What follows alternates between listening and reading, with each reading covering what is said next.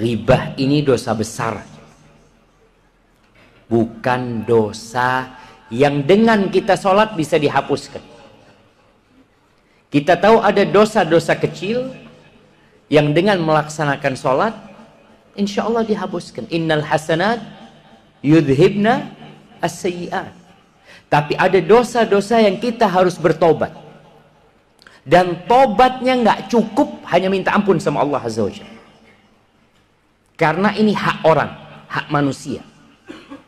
Jadi kita harus minta maaf sama dia, kita harus datang minta dihalalkan.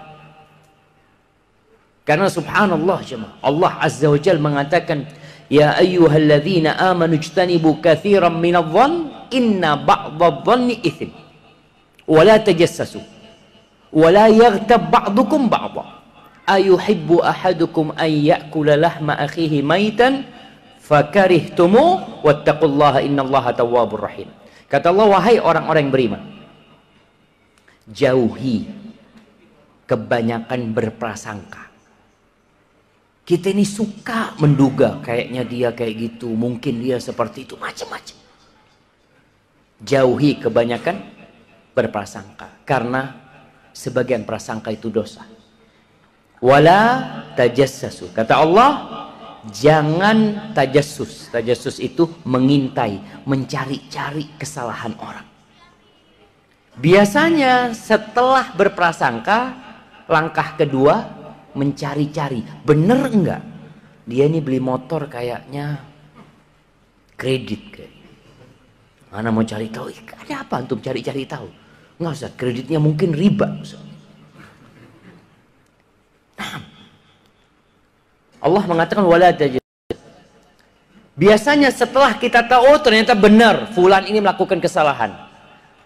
Yang ketiga, Allah mengatakan wala yaghtab ba'dukum ba'dha. Ini langkah-langkah kepada dosa yang paling besar. Yang pertama prasangka, yang kedua mencari-cari kesalahan, yang ketiga ghibah. Ngomongin kesalahan dia di belakang. Dia nggak bohong, jemaah. Allah Subhanahu wa taala murka.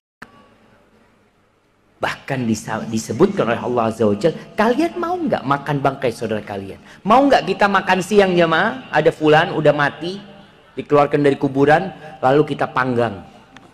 Satu ambil hatinya, yang satu ambil ususnya dikeluarkan, yang satu matanya dicongkel. Kita nggak mungkin melakukan itu, tapi kita melakukan itu. Makanya ada sebuah athar tentang nanti kejadian pada hari kiamat, ketika seorang ini dikasih kitabnya sama Allah Azza wa Jal, dia melihat kitabnya itu kosong dari kebaikan, isinya dosa. Lalu orang ini mengatakan, ya Rabbi hadza kitabu ghairi, wahai Rabbku, ini rapotnya orang lain, bukan rapotku. Aku melihat nggak ada kebaikan-kebaikanku di sini. Maka dikatakan ke fulan, kebaikanmu telah kau transfer ke orang lain. Gara-gara engkau suka ghibahin orang lain, ngomongin orang lain. Sholat malam, pagi, sarapan ngomongin orang lain. Pahala itu diberikan kepada orang yang kita ghibahin. Ini hak saudara kita. Dan kalau ada orang yang ngomongin saudara kita, kita punya kewajiban membela dia. Kalau antum nggak mampu mengingkari kemungkaran itu, tinggalkan tempat itu. Jangan ikut ngomongin orang lain. Rasulullah sallallahu alaihi wasallam dalam hadis riwayat Ahmad mengatakan, man radda an irdi akhihi raddallahu an wajhin nar yaumal qiyamah. Barang siapa yang belain kehormatan saudaranya ketika dijelek-jelekin saudaranya, dia belain, maka Allah akan menjauhkan dia dari api neraka kelak pada hari kiamat. Maka ini hak saudara kita. Hati-hati dengan lisan. Yang banyak membuat orang masuk neraka itu lisan. Sampai Rasul SAW mengatakan kepada Mu'ad, beliau keluarkan lidahnya, afala adulluka ala milaki dzalika kulli.